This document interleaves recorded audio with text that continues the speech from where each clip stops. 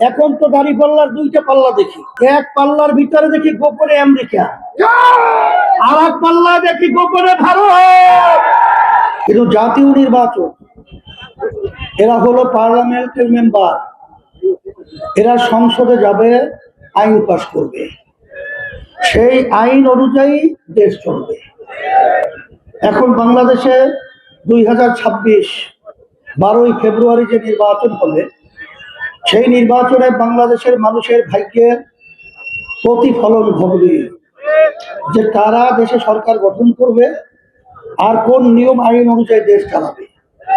আজকে বাংলাদেশে উল্লেখযোগ্য বিশেষ করে বিএনপির সাথে জোটবদ্ধ যারা রয়েছে এবং জামাত নেতৃত্বের সাথে যারা নাকি জোটবদ্ধ হয়েছে, বিএনপি তারাও কিন্তু ইসলাম অনুযায়ী রাষ্ট্র চালাবে, এটা কিন্তু বিএনপি বলে নাই।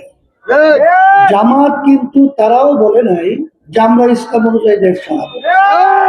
তারা পরিষ্কার বলেছে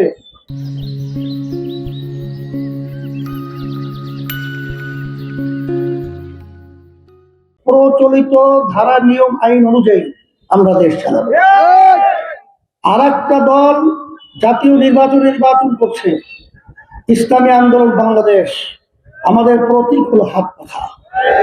আমরা বলেছি আল্লাহ যদি আমাদেরকে কবুল করেন, বিজয় দান করেন, আমরা ইসলাম অনুযায়ী রাষ্ট্র চালাবো। স্বার্থন্বেষী মহল আজকে যারা গাড়ি পাল্লা নিয়ে আসছে, তারা বললে কি ন্যায়ের প্রতীক, ইনসাফের প্রতীক, কথা ঠিক না? হ্যাঁ, কোন ইনসাফ? এখন তো দাড়ি পাল্লার দুইটা পাল্লা দেখি, পাল্লা কয়টা? পাল্লা কয়টা? এক পাল্লার ভিতরে দেখি গোপনে আমেরিকা, আর এক পাল্লা দেখি গোপনে ভারত।